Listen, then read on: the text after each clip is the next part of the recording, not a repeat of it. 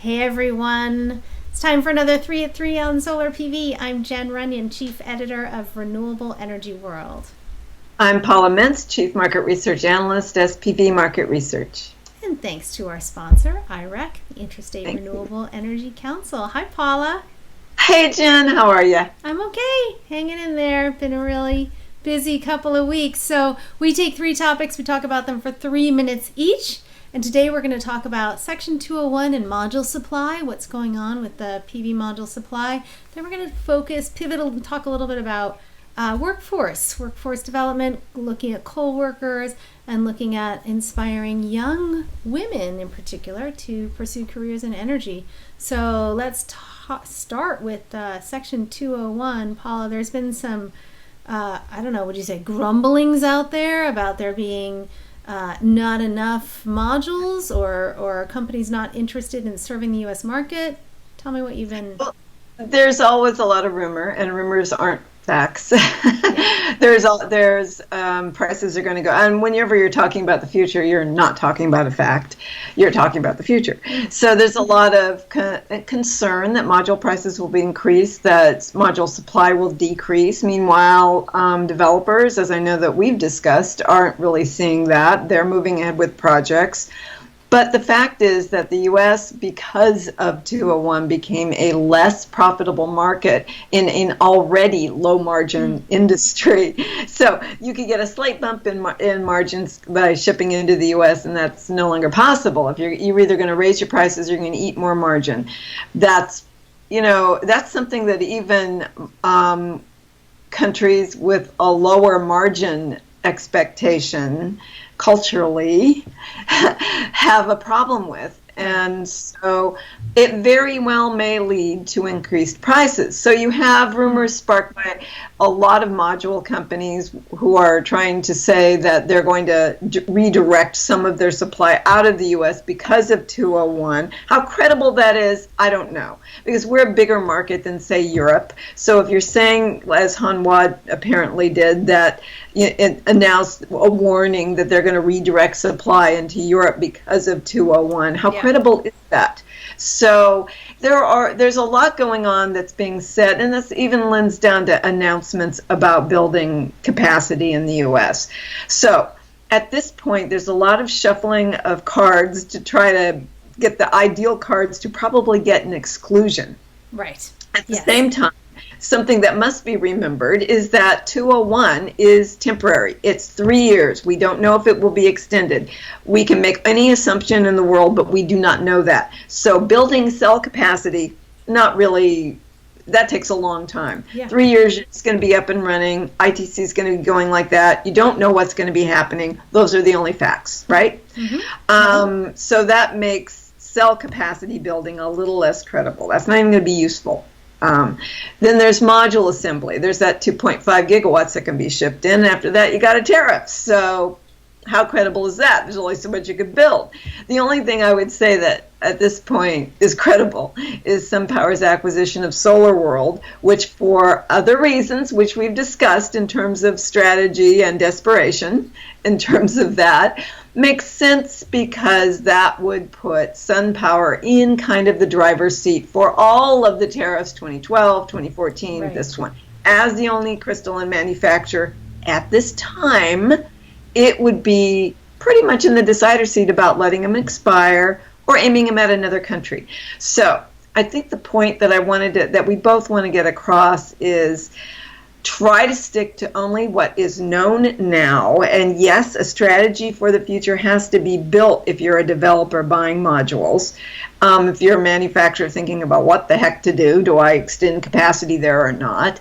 Look at the known facts, rely on the known facts, and realize 201 is temporary. It's temporary. Okay, well, thanks. Well, let's take a quick minute to talk about IREC. So IREC increases access to sustainable energy and energy efficiency through independent, fact-based policy leadership, quality workforce development, and consumer empowerment. Through its work in nearly every state, IREC's customer focus has made clean energy possible for millions more Americans by removing regulatory barriers since 1982. And I love it that IREC is so supportive of workforce development, because that's what we're going to talk about next, which is, so there's been a job report looking at the whole energy industry and showing that energy jobs as a whole are growing a little bit faster than the regular, the whole entire U.S. economy is adding jobs, which means that when you look at coal, at Trump's campaign promise to bring back coal jobs, maybe a better focus would be to retrain coal workers into the parts of the energy industry that are growing. And there's a huge growth in energy efficiency. So they could be doing energy audits. There's a giant wind turbine technician has been widely reported as the fastest growing job in the U.S. for a number of years. There's 52,000 wind turbines spinning right now that need to be serviced. And solar. We had a slight decline in solar jobs in 2017, but overall the industry is continuing to grow. And in training coal workers to install solar would be such a smart way to go. You could bring back coal jobs by retraining coal workers to do other energy jobs, which is where I think Trump should be focused. Well, I can't, I agree. What can I say? I completely agree, and we've talked about it before. And let's take the standpoint of these individuals. First of all, there's need, right? Yeah. That is an industry that's been declining for a very long time.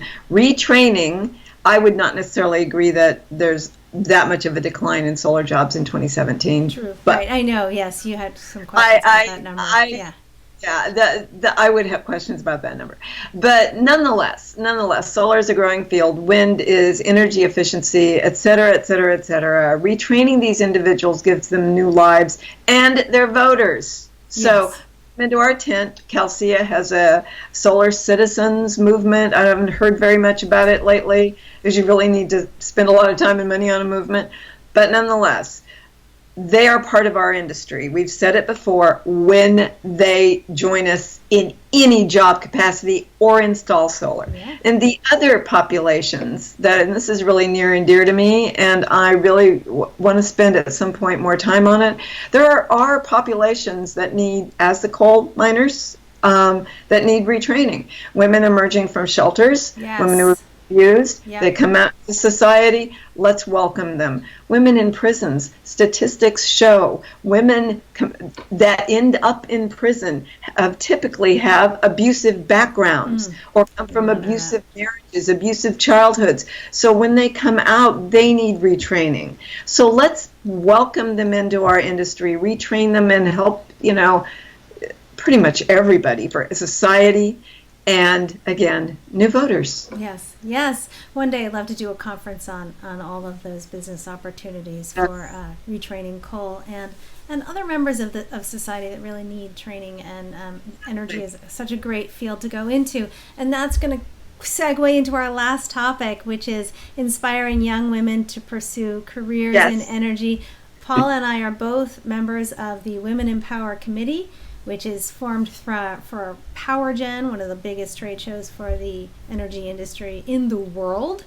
The WomeninPower Committee seeks to inspire young women to pursue careers in energy, and we do that by nominating a Woman of the Year every year and putting her up as an example of a woman who's achieved great success in energy.